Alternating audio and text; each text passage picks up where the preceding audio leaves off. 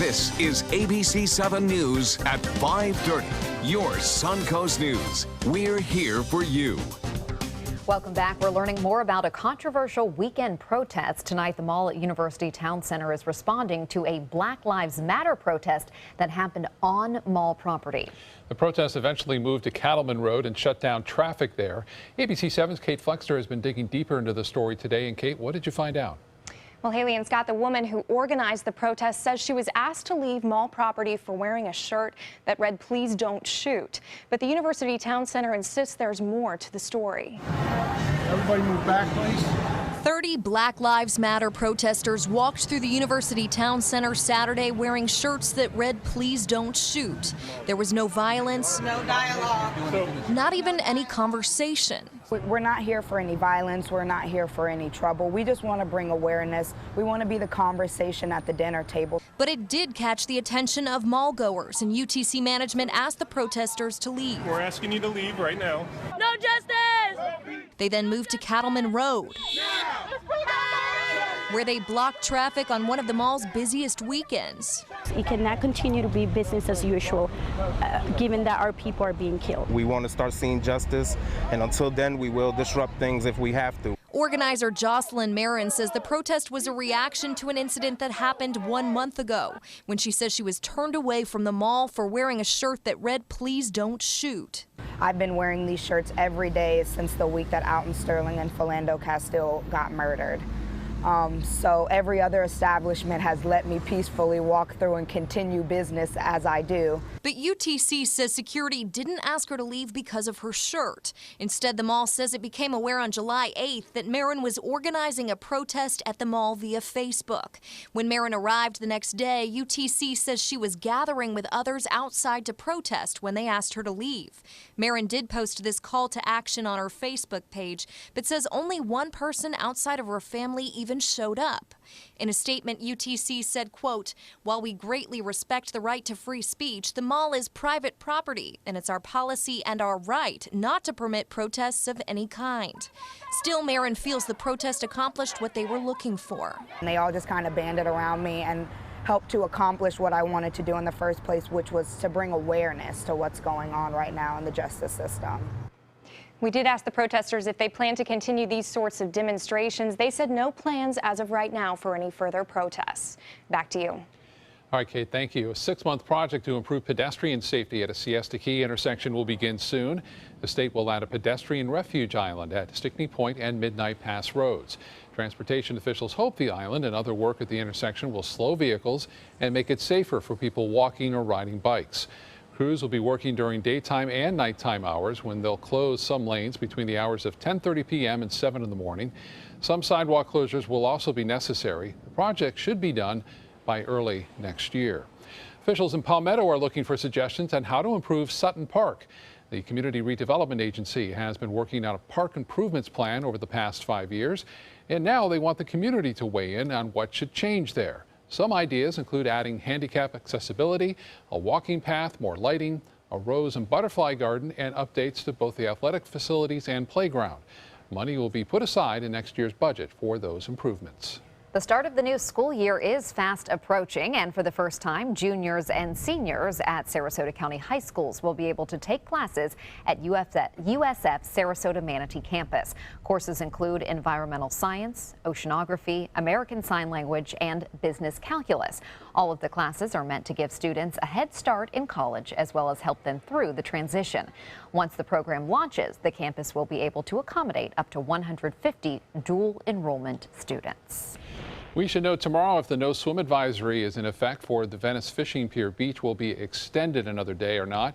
The advisory has been in place since last Thursday. Sarasota County health officials say more water quality tests were done today, and they should know tomorrow if harmful bacteria is still at unsafe levels. The beach is open, but the water still off limits until those bacteria levels go down. A recent rash of sea turtle nest killings in Venice is being blamed on coyotes. Coyotes are common in Venice, and they are preying on these unhatched nests. ABC 7's Christopher Brantley is joining us live tonight from Venice. Christopher. Well, good evening, Haley. I'm right off of the beach by Sharky's Pier, and if you go up and down different parts of the beach, you'll see those familiar sea turtle nest markings. They're yellow, keeping visitors away from the nests. But not everyone seems to mind those markings. These pictures show the aftermath when a coyote goes looking for breakfast on the beach. And it's a harsh world out there for our wildlife, all of the above. But we love our sea turtles. A harsh world indeed. The sea turtle nest on Venice Beach was the latest casualty to a predator you don't really associate with downtown Venice. The coyote is considered a non-native species, but I argue with that because as opposed to most non-native species, they actually walked here. Kevin Barton is the owner of the Wildlife Center of Venice.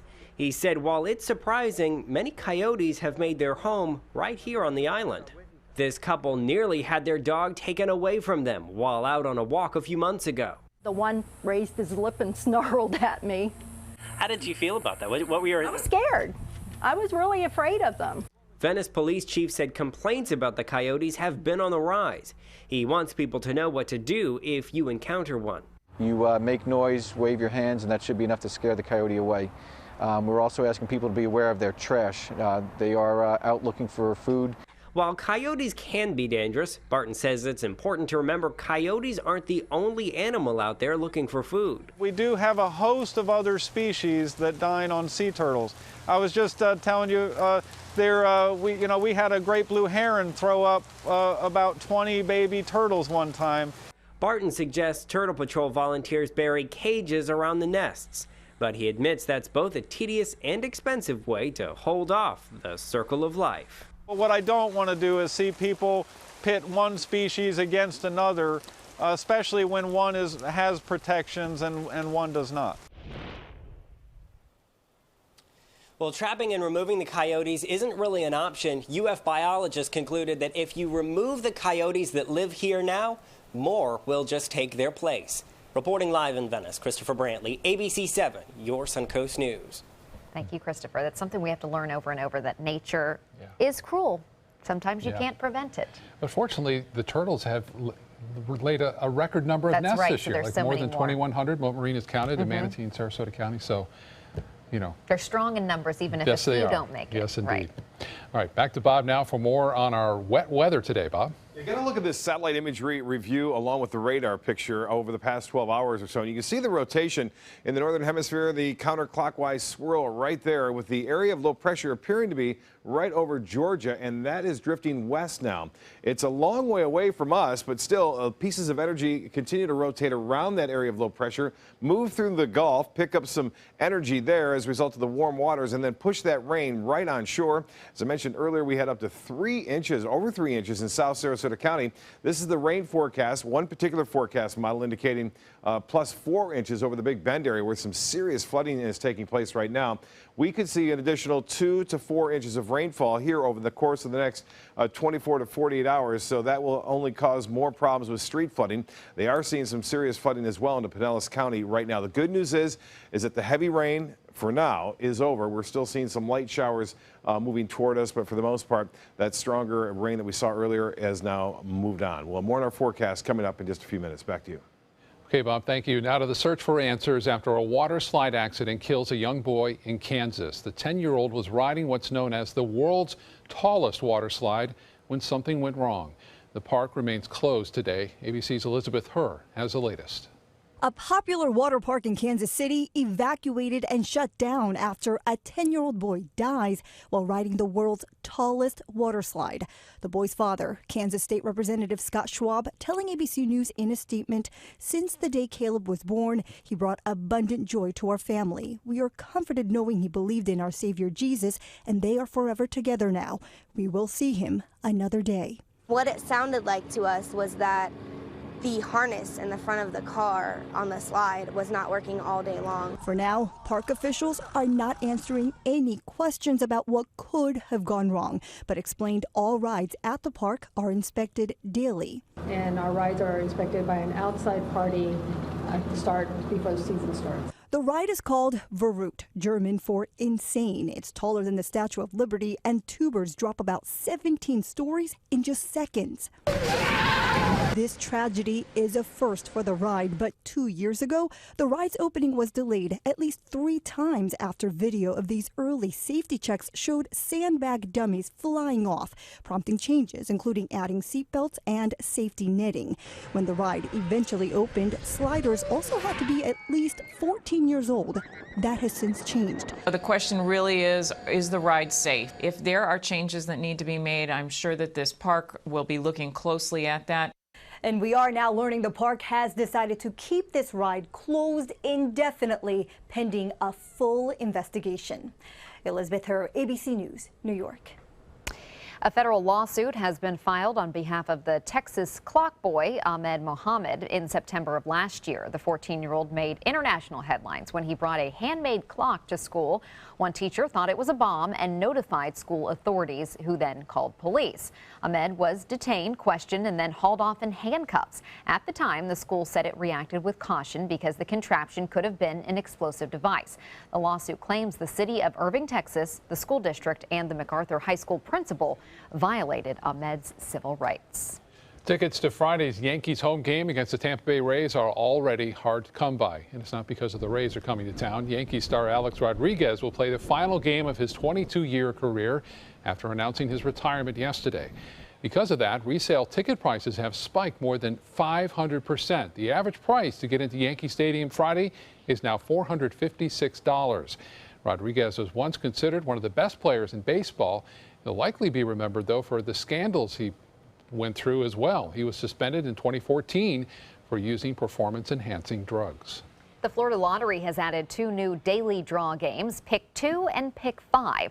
The new games start at 50 cents per ticket with drawings twice a day. The new options bring the total number of draw games offered by the lottery to 9. The Lotto has also renamed 2 other longtime draw games. Cash 3 and Play 4 are now known as Pick 3 and Pick 4. So by rebranding them to the Pick name, we become more mainstream, and as our visitors come down from the north, it's more recognizable for them. Lottery officials hope these new games will increase overall sales. July was a record-breaking month with more than $530 million in sales. $144 million of that was transferred to the state's Educational Enhancement Trust Fund. Good luck. Yeah. Still to come in your Suncoast News, a Sarasota-based company expands to offer more medical marijuana. What the business is doing in anticipation of the November vote. That story is coming up in Health News next. Need new windows? Buy direct from the factory. New South Window is having a sale. The more you buy, the more you save. Buy 4 windows, save 25%. Buy 6 windows, save 30%. Buy 8 or more windows and save 35%. How? Because New South owns the factory and you cut out the middleman. Award-winning, energy-efficient windows and doors installed with a lifetime warranty. New South Windows are made in Florida for Florida homes by Florida workers. Visit newsouthwindow.com or call now. At ABC7, it's all about being here for you. ABC7 News at 7 with award-winning investigative journalist Alan Cohn. In-depth reporting and debate on important issues and stories in our community with a featured topic of the day and a live roundtable discussion with community leaders and newsmakers. Plus a quick recap of the day's top stories and weather. ABC7 News at 7 weeknights. Now more than ever, we're here for you, Suncoast. Since 1972, Sleep King has provided quality mattresses and accessories at the best discounted prices available. Top brands like Simmons, Sealy, Serta, Beautyrest, iComfort, and more. With available free delivery, free financing, and free setup and removal. For a comfortable night's sleep with same-day delivery, even if we have to carry it on our backs. Trust Sleep King of Sarasota. Buy it today, sleep on it tonight. Welcome back, 2 of my favorite guests, Cash 3 and Play 4. Surprise! We're Pick 3 and Pick 4 now. Whoa! But we still play exactly the same. We just got a fresh new look. Speaking of surprises, I have one for you. Say hello to Pick 2 and Pick 5. Introducing the complete Pick family of games. We're family now. The new Pick 2 and Pick 5 have joined Pick 3 and Pick 4 to give you more choices in your daily gameplay. The Florida Lottery. Just imagine. We've been slow smoking over oak for more than 45 years. And while sticking to tried and true traditions is kind of our thing, it doesn't hurt to throw something new in the smoker every now and then. Come get some slow smoked chicken wings at Sonny's Barbecue. Order them as an appetizer or as part of a combo with pork, baby back ribs, or both, starting at $10.99. Sonny's Barbecue, local pitmasters since '68. Temperatures on the Sun Coast are rising and the deals are hotter than ever during the summer clearance event at Sunset Dodge Chrysler Jeep Ram in Sarasota. You'll feel cooler than ever when you drive away in a new Jeep Cherokee for as little as $19,999, or take home a stylish new Jeep Renegade for just $17,999. How about a new 2016 Jeep Patriot for just $14,999? Better prices, bigger selection. Go to Sunset Dodge Chrysler Jeep Ram in Sarasota. A Sarasota-based medical marijuana company is expanding its operations. Ahmed is preparing now in hopes the plant-based medicine will be approved in Florida later this year. ABC 7's Alex Redmond joins us with more. Alex. That's right, Haley. Florida businesses have limited approval for only one strain of medical cannabis. Ahmed is ramping up, but out of state. When I was 2 years old, I experienced my very first seizure. The next following 8 years, I was prescribed on a couple different medications that made me feel as though I was in a fog. 16-year-old Kayla Smullen is the inspiration for Ahmed's medical cannabis business because of debilitating side effects she suffered from pharmaceuticals. A lot of my friends are people who would not have considered medical cannabis as an option, and once they saw the kind of company we were building, they've embraced it. In anticipation of receiving a license to grow and dispense medical marijuana, one local Suncoast company has decided to go full throttle in another state to work out the kinks. We have a 31,000 square foot state-of-the-art marijuana medical cannabis facility. It is a facility that produces a high-quality product. Like delivery systems more acceptable for physicians to consider for medical treatment. We developed our own transdermal patch where we can get consistent product delivered to a patient over a period of time. We also have a meter dose inhaler. Move is the brand of Ahmed's product line. It contains many different topicals, including sports gels. Some of them contain CBD, which you can actually order online, but the ones that have THC in them, you'll have to get those from another state because you can't get them in Florida. When the state, gave the opportunity to any company to apply for a Charlotte's Web license, we looked at that opportunity, said it was very limited. Smullen says Ahmed felt they could best serve patients of Florida by going to another state with medical cannabis, building out a facility. Cutting our teeth with a facility and furthering the development of our product development line. This is the message from Kayla, who no longer takes seizure medication. It would be so great if medical cannabis could help kids like me who had seizures, but without all the awful experiences I went through while being on medication. Ahmed's CEO, Michael Smullen, says if the amendment to legalize medical cannabis for a broader range of medical conditions passes in November, they hope to get a license in Florida. It then takes about 9 months to bring that product to market. Back to you, Haley. Thank you, Alex. Now we'll head over to Bob, get a check on this rain. It's been a rough day for some people here along the Sun Coast. Not as bad, though, as they're experiencing to the north of us. Into looks like Dixie County, also Taylor County, getting hammered over the past 2 days, up to 15 inches of rainfall there. Lesser amounts down in Sarasota, but still over 3 inches in just a short period of time. Did cause some ponding of the water on the roadways there in Sarasota County as well as into Manatee County. All that heavy rain has now shifted well to the east of us now along the east coast. There's still some light rainfall out there. This particular piece of energy will miss our viewing area, but we will see some of this moderate rainfall moving on shore in places like Inglewood, also into Venice and Northport. You can see some rain still occurring there at this point. Light rainfall could get heavier tomorrow. I mentioned that rainfall total again over 3 inches there in South Sarasota County in between Inglewood and Port Charlotte. Northport getting over 2 inches of rainfall in places and not as much as you push to the north. I mentioned that over a foot of rainfall into Dixie and Taylor counties causing all sorts of flooding problems storms there. This is about what you would see with a tropical system making landfall, and that would be a tropical storm or hurricane. Typically, they don't stick around all that long. This one's been around for the last 3 days now, and I remember one back in 2001 in Houston, which produced 40 inches of rainfall in Houston. That was Allison. Don't think we're going to see anything like that, as the low pressure now is over land, and when it's over land, it doesn't strengthen or deepen, and if it were to deepen, it would cause more storms to be developing in the Gulf of Mexico. That isn't the case, but still, we will see pieces of energy sweep around that area of low pressure as it drifts off to the west in time. The area of flood warning in effect across those counties I mentioned, and then counties to the south, all the way just north of Hillsborough, under a flood watch. We are not included in that at this point. We'll see how it plays out tomorrow. 82 right now. We have some clouds still hanging around, and 74 in the dew point. We'll look for more sunshine to come back to us by Thursday.